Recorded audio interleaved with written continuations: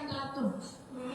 Jangan sampai emak gara-gara tidur siang lebih enak daripada makan siang, tidur akhirnya nggak makan siang, akhirnya kena emak. Kalau kalian sakit, kalian kena emak nggak maksimal nanti puasa. Jadi siapkan fisik kalian, makan, tetap makan di waktu makan, harus sahur, jangan malas sahur. Sahur selain sunnah juga untuk membekalkan energi kepada kalian. Terus tetap minum 8 gelas sehari walaupun puasa, ya. Pas sahur, bangun tidur langsung minum. Jadi kalian yang punya botolnya diperbesar lagi, jangan cuma 1 liter. Udah punya botol, ketika bangun tidur belum apa-apa langsung minum. Nggak apa-apa, masih ada air liur-liur yang belum sikat gigi itu bagus. Itu enzim yang bisa mencerna makanan, langsung minum. Kalau sebelum sikat gigi langsung minum. Bangun tidur aja langsung minum. Habis itu habis sikat gigi, habis sholat minum lagi. Kemudian ketika sebelum sahur minum lagi. Habis sahur minum lagi. Ya mungkin 3 gelas pagi hari. Nanti ketika buka aja, jangan banyak minum manis-manis. Biasanya bikin manis-manis, jangan. Buka langsung air putih dulu. Minum pakai air putih untuk membersihkan tadi pencernaan kita yang masih di sisa-sisa sahur tadi dibersihkan. Minum air putih 1 gelas.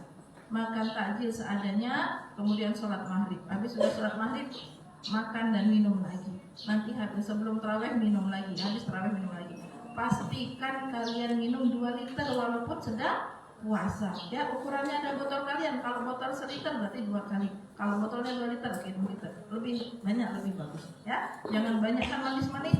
Nanti baru puasa 2 hari 3 hari dah sakit. Jadi banyakkan minum air. Ya. Kemudian jangan banyak tidur. Gunakan untuk olahraga juga. Jangan ketika puasa nggak olahraga, tetap olahraga. Habis asar walaupun olahraganya nggak se-ekstrim ketika ini. Biasanya mungkin kalian kayang 10 kali ini nggak usah. Jangan pemain bulu tangkis dan lain sebagainya. Ya, jadi tetap olahraga.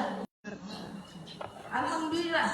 Sebenarnya nggak ada kunjungan, tetapi kita kasih bonus karena kemarin ada PG, terus ada buka bersama. Tadinya di dalam kalender kita nggak ada kunjungan, tapi kita kasih bonus kunjungan sebelum puasa agar persiapan harta, agar supaya kalian terisi, ya, agar nanti ketika kalian jajan, contohnya beli es teh atau apa, saling berbagi. Makan sama-sama, beli bukaan sama-sama, makan bersama-sama. Siapa yang ngasih makan orang yang puasa, pahalanya sama dengan orang puasa itu tanpa dikurangi. Jadi saling berbagi, ya, saling berbagi. Terus kalau yang ibu-ibu, yang emak-emak ini tadi malam sudah pada belanja juga, ada yang pulang sampai jam 10 segala. Saya pun tadi malam jam 11 masih motong-motong ayam. Saya langsung beli ayam 4. Dipotong-potong, ada yang dibikin filet, dimasukin dalam plastik atau tupperware, ada yang di blender nanti untuk bikin bola-bola atau apa, ada yang dicincang, ada yang di apa. Udah 4 ayam bisa jadi 6 kali makan dan disiapin semuanya dan dengan bumbu-bumbunya. Jadi nanti nggak fokus untuk mengerjakan hal-hal yang berat, tinggal nambahin bayam, tinggal nambahin sawi, tinggal nambahin apa, semua sudah food preparing bahasa keren. Udah masuk dalam kulkas. Yang beli apa-apa masuk dalam kulkas semuanya. Jadi ketika nanti siang-siang keluarin dari kulkas, maghrib tinggal dioseng, tinggal nambahin sayur. Enggak banyak bertele-tele. Jangan menghabiskan waktu untuk banyak-banyak hal yang remeh karena kita ada target yang besar, yaitu Al-Quran. Ya, ada food preparing, terus kita bersih-bersih. Kemarin hari Jumat kita sudah tanziful kita bersih-bersih. Saya pun gitu.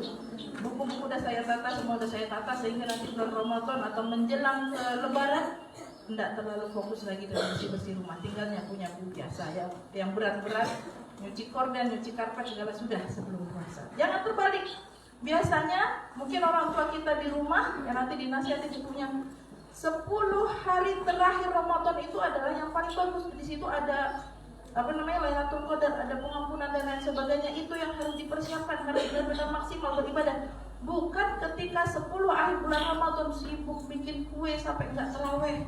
Ya, biasanya terawih hari pertama full masjid, hari kedua berkurang 1 saf, hari ketiga berkurang lagi, nanti 10 hari terakhir tinggal 5 saf, tinggal 3 saf. Malam Lebaran saf ibu-ibu habis.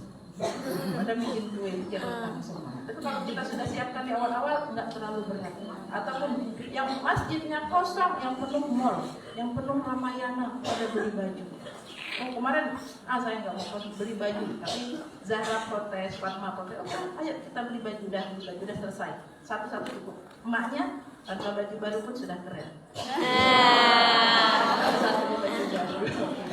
Jadi kalau bisa semuanya disiapkan sebelum Ramadan. Jadi ketika Ramadan kita bisa fokus ya. Nanti ketika kalian masih ada waktu, mak kalian hari Senin masih ada waktu untuk mempersiapkan. Oke mak, belikan sebelum Ramadan bahan kue atau apa-apa yang seharusnya ini dibikin-bikin sekarang. Jadinya nanti ketika 10 akhir Ramadan tidak fokus. Boleh bikin kue, boleh shopping boleh, tapi janganlah fokus di situ sampai tarawih ditinggalkan, witir ditinggalkan, ngaji ditinggalkan, bahkan sholat 5 waktu kadang ditinggalkan. Di Bangka kadang saya ngeliat di Pangkal Pinang orang-orang bergibah pada makan bakso dan lain sebagainya. Oke, kalau namanya kita husnuzon mungkin lagi haid, tapi jangan cukup makan di rumah. Terus kami lagi musafir, puding ke Pangkal Pinang musafir. Ada boleh, ada batasnya musafir gitu ya. Jadi udah kita fokus bulan Ramadan ini. Yang pertama kita siapkan hati, kedua siapkan ilmu, ketiga siapkan fisik kita, keempat kita siapkan harta. Oke, agar ketika bulan Ramadan kita bisa fokus, syukur-syukur seperti Imam Syafi'i bisa 60 kali khatam. Kalau tidak bisa seperti Imam Syafi'i mungkin 5 kali khatam, 3 kali khatam, 2 kali khatam, setidaknya 1 kali khatam sepanjang Ramadan ya. Kita fokus Al-Quran, halaqah ada 4 atau 5 halaqah satu hari, 5 halaqah. Alhamdulillah semuanya pun Al-Quran insyaAllah. Jangan cuma di pondok ketika kalian pulang liburan dah taruh Al-Quran, jangan ya. Jadi oke, setidaknya subuh sama maghrib tetap, atau habis sholat tetap ngaji. Walaupun di rumah kalian harus maksimalkan juga. Kemudian iktikaf, kebanyakan iktikaf ketika masuk ke GSG boleh nggak kita niatkan iktikaf? Boleh ya, karena ini tempat sholat kalian. Tempat sholat itu adalah masjid. Gimana niatnya? Biar kita maksimal. Jadi walaupun masuk hanya untuk belajar, kita harus niat iktikaf. Nawaitul iktikaf fi hadzal masjid lillahi ta'ala. Boleh dibilang masjid. Masjid itu apa? Tempat sujud, ya, tempat sujud kalian. Jadi boleh nawaitul iktikaf fi hadzal masjid lillahi ta'ala, boleh. Ya boleh niatkan iktikaf, banyakkan doa, apalagi habis tahajud, habis sholat hajat, banyakkan doa. Jangan doa formalitas dari imam saja. Imamnya doa kalian amin amin amin, enggak tahu apa yang didoakan. Jangan-jangan imamnya doanya gimana? Allahumma apa? Alhamdulillahillazi ahyana ba'da ma amatana wa nusyur atau apa itu. Jadi ada doa yang kalian khususkan. Dan doanya harus doa dari dalam hati benar-benar, bukan hanya formalitas. Rabbana atina fid dunya hasanah wa fil akhirati hasanah wa qina adzabannar. Tapi kalian enggak mendalami. Kalian enggak mendalami itu kayak hanya merapal doa aja. Tapi kita benar-benar doa dari dalam hati, minta ke Allah. Jangan hanya doa untuk dunia, tapi doa juga untuk akhirat ya. Untuk dunia kalian minta rezeki, minta kesehatan, minta keselamatan, minta keberuntungan, minta dikasih sayang dan lain sebagainya boleh. Tapi jangan lupa akhirat, karena di dunia kita sementara, yang lamanya di akhirat. Banyakin doa, jaga lidah ya, jaga lidah, jaga hati. Ketika di rumah mungkin kalian megang Facebook orang tua atau apa, jaga tangan kalian dari posting-posting sesuatu yang tidak bermanfaat. Karena seluruh hidup kita, seluruh detik yang kita habiskan semuanya akan dihisab. Hanya ada 2, amal jariah atau dosa jariah. Kalau kalian status pasang update atau status Facebook dan lain sebagainya sesuatu yang membuat dosa, itu ingat jadi dosa jariah. Jadi berbuat sesuatu semuanya harus dalam ilmu yang harus yang bermanfaat. Oke. Kalian saya punya sulap. Enggak sulap. Oke. Saya punya. Sebenarnya saya mau cari batu, tapi malam-malam nggak kelihatan. Jadi saya nyari ada botol.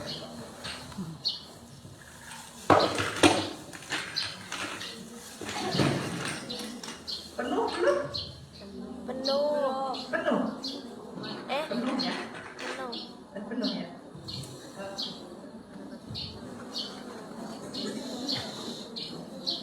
Penuh kan? Penuh. Kalau penuh berarti nggak bisa diisi lagi.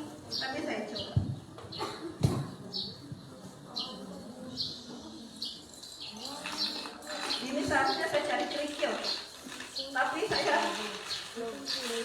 malas ke tempat bangunan. Akhirnya saya ambil Lego Fathia.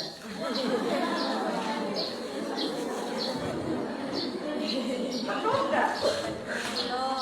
Belum. Ya, udah penuh. Penuh. Oke, kira-kira masih bisa diisi lagi nggak? Masih. Masih. Seharusnya saya cari pasir, tapi biasanya banyak tai kucing di pasir. Jadi, tapi maaf nanti kalau kotor ya, saya minta tepung wajib.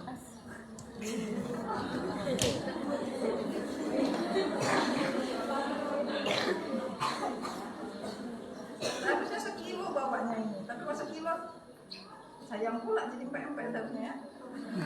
Nah, penuh nggak? Belum. Masih bisa diisi nggak? Masih. Udah penuh loh. Masih bisa diisi? Enggak. Masih. Nggak bisa seharusnya kalau betul itu. Tapi saya punya bekal Fathia yang nggak diminum.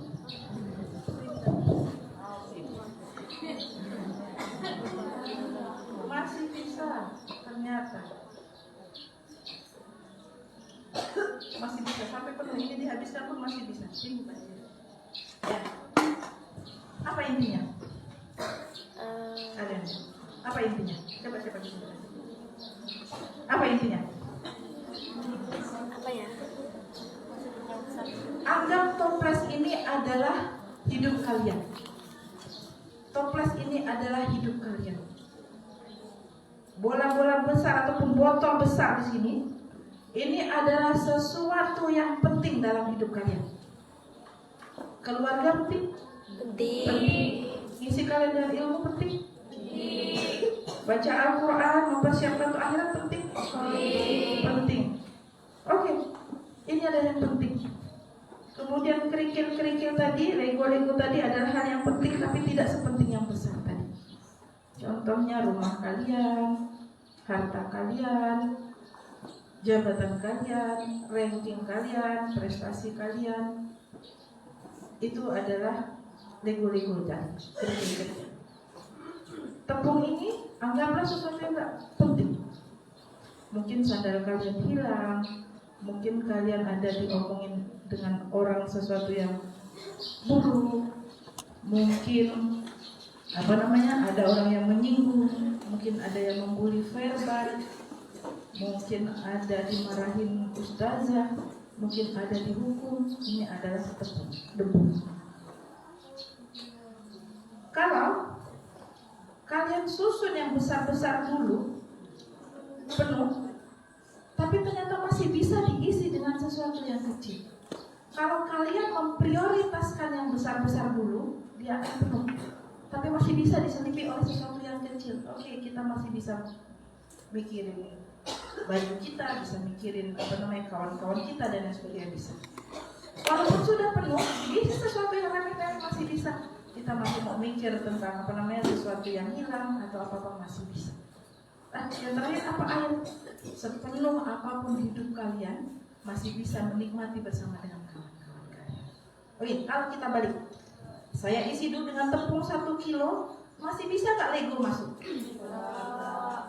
Dan diisi tepung, diisi Lego, bisa nggak botol-botol ini masuk? Air masih bisa masuk, happy masih bisa masuk. Jadi intinya, kalian harus memprioritaskan apa yang besar dalam hidup kalian. Prioritaskan barang-barang besar dulu dalam pikiran kalian. Ketika kalian memprioritaskan sesuatu yang besar, yang kecil-kecil masih bisa difikirkan. Ya? Prioritaskan hafalan, prioritaskan cari ilmu, prioritaskan membahagiakan orang tua yang sudah memberi kalian, membiayai kalian di sini. Prioritaskan perasaan mereka, prioritaskan perasaan guru, prioritaskan ridho guru. Ini hal-hal yang besar. Kalau kalian sudah dapatkan hal yang besar, yang kecil-kecil nggak datang. Tetapi ternyata ketika kalian memprioritaskan yang besar, yang kecil-kecil masih bisa. Kalian masih dapat rezeki, kalian masih dapat QP masih terisi, baju masih bisa rapi, bisa nyuci, bisa olahraga, bisa lain-lain. Yang kecil-kecil yang remeh-temeh, masih bisa memikirkan kehilangan, masih bisa memikirkan dibully kawan, masih bisa memikirkan untuk yang lain-lain. Tetapi kalau kalian fokus mengisi hari-hari kalian, hidup kalian dengan sesuatu yang remeh-temeh berupa debu, berupa tepung, habis waktu kalian, habis pikiran kalian. Memikirkan, ya Allah, kawan akrabku ternyata bermain dengan orang lain. Dipikirkan, kawanku udah gak sayang lagi, kawanku ternyata sudah gak setia, gak mau dengerin curhat dan sebagainya. Itu yang akan menumpuk jadi sampah di pikiran kalian. Memikirkan sandal hilang, marah-marah, jadi nggak fokus belajar, nggak fokus menghafal. Memikirkan kawan tadi ada bisik-bisik dengan kawannya, akhirnya seuzon, oh dia pasti ngomongin saya. Memikirkan dimarahin ustaz tadi, memikirkan dinasehatin oleh mudabir, memikirkan dihukum dan lain sebagainya. Habis waktu kalian, pikiran kalian memikirkan sesuatu yang kecil, ujung-ujungnya pergi ke psikolog, ujung-ujungnya kalian harus minum obat dan lain sebagainya. Jangan fokus itu, jangan isi kehidupan kamu dengan sesuatu yang remeh-temeh. Prioritaskan sesuatu yang jadi amanah kalian sekarang. Orang tua kalian banting tulang, bahkan ada yang jual kebun, ada yang jual motor, ada yang rela kerjanya nyambi, sudah pulang kerja jam 5, malamnya pulang kerja lagi, nge-grab, gojek, jahit dan lain sebagainya. Itu demi kalian. Ingat mereka yang sudah bersusah payah untuk membiayai kalian. Ingat prioritas yang besar. Kalian semua diamanahkan sesuatu yang besar. Pulang menjadi hafizah, pulang menjadi alimah, punya ilmu. Jangan sampai kalian pulang hanya dengan cerita buruk orang tuanya, cerita kabur, jangan, cerita dibully, jangan, cerita mau pakai kutek, mau pakai semir dihukum, jangan, ya, cerita mencuri sesuatu, jangan, cerita bayar ngambil empek-empek 10, bayar 1, jangan, itu remeh. Jangan kasih orang tua kalian sesuatu yang remeh. Orang tua kalian sudah banting tulang, lebih loh 1 juta untuk kalian, untuk bayar makan, bayar pendidikan, ngisi QP, mana bayar laundry dan lain sebagainya, lebih 1 juta. Padahal adik kalian di rumah masih banyak. Pikirkan itu, ya, pikirkan kesehatan orang tua, mereka banting tulang untuk kalian. Pikirkan yang besar, jaga perasaan orang tua, pulang jadi hafizah, pulang membawa ilmu, bukan hanya rapat yang dibawa, bukan hanya hukum yang dibawa, tetapi ilmu. Ilmu itu gimana? Ilmu itu kalau kita manfaatkan nantinya, kalian bisa ngisi ceramah, kalian bisa menjadi seseorang yang berguna, bisa menjadi pemimpin dan lain sebagainya, bisa menasehati orang tua, menasehati adik-adik, menasehati sekeliling. Itu pikirkan yang besar-besar. Baru setelah yang besar-besar, pikirkan yang lain, yang kecil-kecil, yang remeh-temeh. Jangan isi toples kalian, hidup kalian dengan sesuatu yang remeh-temeh. Yang remeh-temeh kesampingkan, jadi orang yang kuat. Ya, ini tentang ini. Ada lagi. Keluar kelinci. Itu ini apa? Pensil. Kalau kalian beli pensil, biasanya sudah diraut atau masih tumpul? Masih tumpul. Bermanfaat tidak pensil yang tumpul? Tidak. Bagaimana agar pensil itu bermanfaat? Diruncing, dipakai, dimanfaatkan. Tumpul lagi, diruncing lagi, tumpul lagi, diruncing lagi, sampai dia habis. Kutul. Bukan kutul apa bahasa? Sampai habis, sampai ajalnya. Kalian pun begitu. Kalian kalau tidak diruncing, tidak diasah sedikit demi sedikit setiap waktu sampai kalian meninggal, kalau kalian tidak diasah, kalian tidak berguna, tidak bermanfaat. Oleh karena itu kalian harus merasakan diasah. Andaikan ini adalah benda hidup, ketika diasah sakit tidak? Sakit. Diasah sakit, namun bisa berguna. Diasah lagi berguna. Diasah lagi berguna. Kalian pun seperti itu. Kalau ingin hidup kalian berguna, harus merasakan namanya diasah. harus merasakan sakit, merasakan bosan, capek ustazah, harus belajar terus. Harus. Ini masa kalian belajar, ya? Bukan kalian cari duit, ini masa kalian belajar. Capek, kehalang terus, bosan, apa-apa harus. Karena kalian harus memulai melalui proses disakiti, melalui proses untuk bosan, melalui proses untuk ditajamkan, penajaman. Kalau kalian tidak ditajamkan, tidak diruncingkan, tidak berguna. Pergi ke pondok, berangkat ke pondok dengan pulang jadi alumni tadi sama aja. Akhlaknya sama, nutup auratnya sama aja, ilmunya nggak ada, hafalannya nggak mungkin. Rugi nggak? Rugi. Kasihan orang tua, kaliannya rugi, nggak jadi berguna. Orang tua juga rugi, sudah banting tulang cari uang, ternyata tidak digunakan secara maksimal di sini. Banyaknya main, banyaknya mengisi debu. Ya, jadi kalian harus merasakan diruncing. Apa aja yang harus diruncing? Pertama, otak kalian harus diruncing. Ya, harus banyak membaca, harus belajar. Itu bukan hanya di kelas belajar ketika orang gurunya menjelaskan. Di luar pun kalian belajar. Ada perpustakaan literasi, kalian harus tahu. Maksudnya ada buku gimana soft skill ataupun basic skill kalian harus tahu. Jangan merepotkan orang kalau kalian nggak tahu apa-apa. Jadi harus tahu. Yang jurusan IPA harus tahu apa IPA-nya, apa biologinya, apa kimianya, apa fisikanya, harus tahu esensinya apa. Bukan hanya berangkat, baca buku dengerin pulang, berangkat baca buku dengerin pulang, tapi nggak tahu esensinya. Kenapa kalian milih jurusan IPA dan matematika? Yang memilih jurusan agama sama harus tahu esensinya.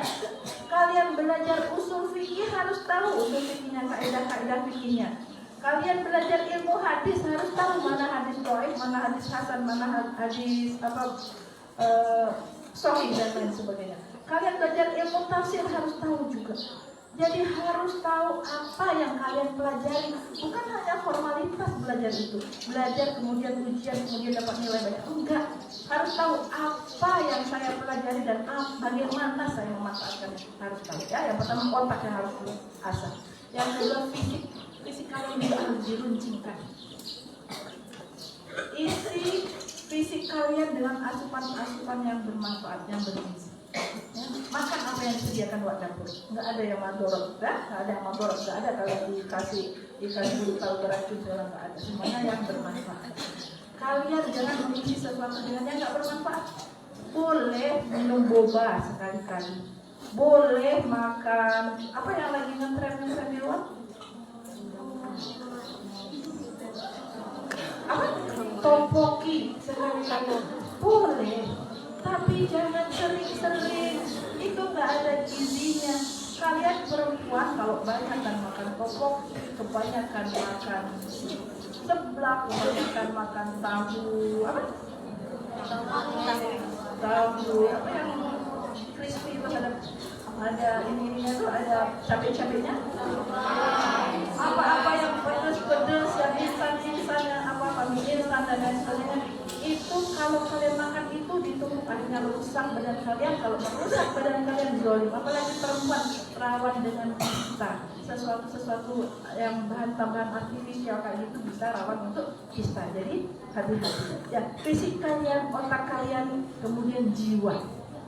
Jiwa kalian juga harus diasah. Tingkatkan kesehatan jiwa kalian dengan banyak minta ke Allah, banyak mendekatkan diri ke Allah. Baik itu ke Allah, baik itu ke kawannya. Ke kawan kalian juga bersikaplah yang baik. Jadilah jiwanya sehat. Kalau jiwa sehat, melihat kawan, melihat ustazah, melihat ibu, semuanya terpancar, kalian kasih sayang. Kasihan, sayang, itu kalau jiwanya sehat. Tapi kalau jiwanya nggak sehat, pingin nyakitin, pingin nyolot, pingin akhlaknya buruk, pingin ngambil, pingin apa, itu jiwanya yang nggak sehat. Ya, jadi sehatkan jiwa. Yang terakhir yang harus kalian asah adalah mental. Asah mental kalian, sehatkan mental kalian, sehatkan karakter kalian. Jadilah perempuan yang tangguh. Berkali-kali saya bilang, jadilah perempuan yang tangguh. Jangan cengeng, ya. Diomong dikit oleh kawan, cengeng, ngedown, jatuh, nge-barcode dan lain sebagainya. Jangan cengeng. Jadi orang yang tangguh. Kalian di sini hanya ini ujiannya.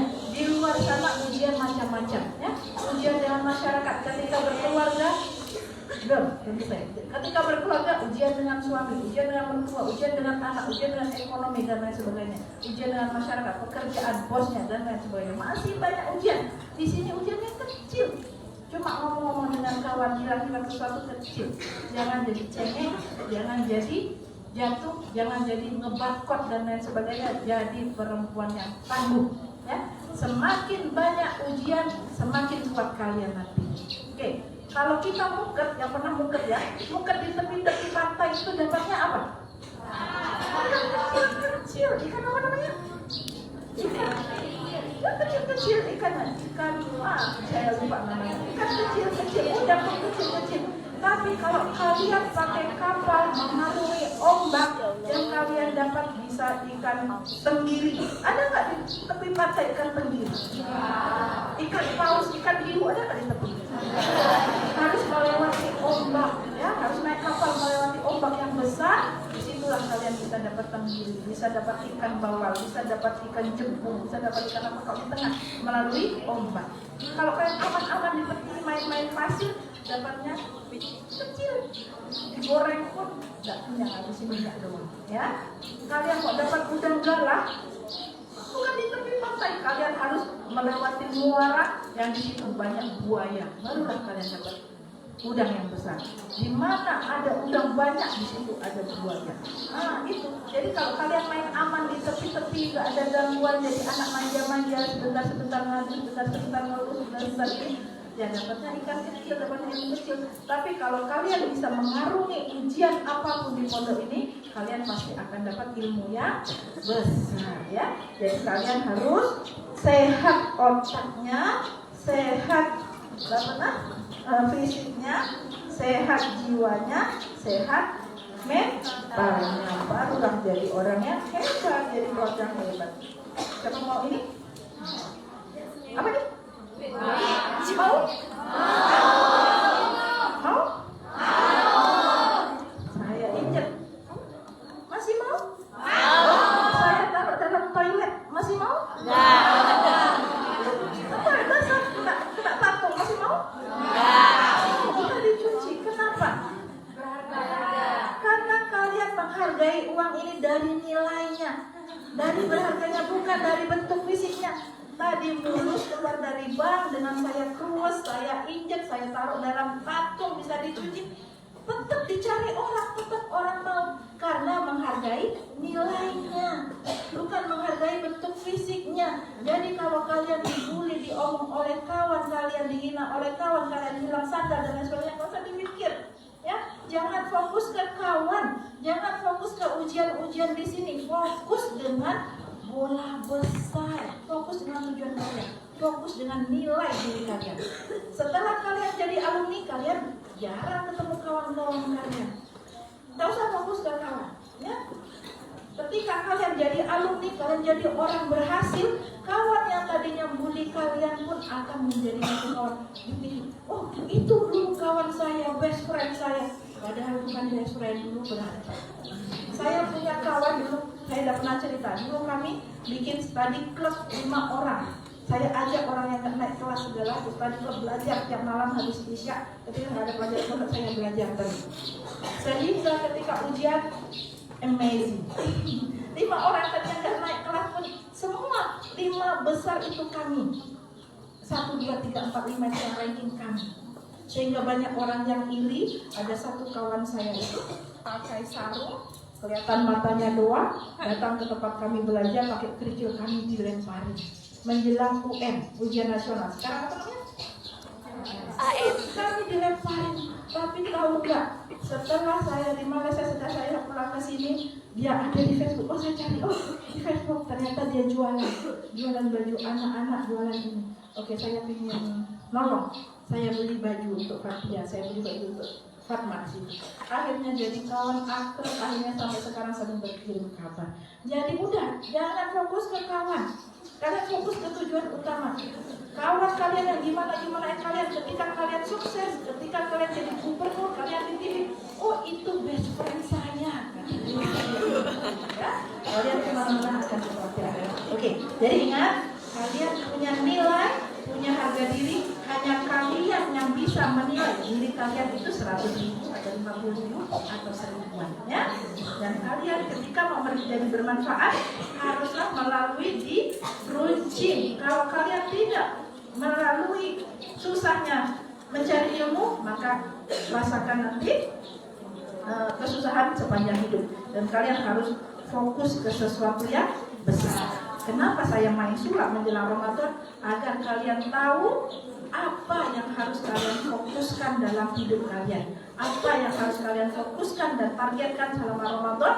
Kalian selama Ramadan harus bisa naik derajat menjadi orang yang lebih bertakwa. Oke, sekian dari saya. Mudah-mudahan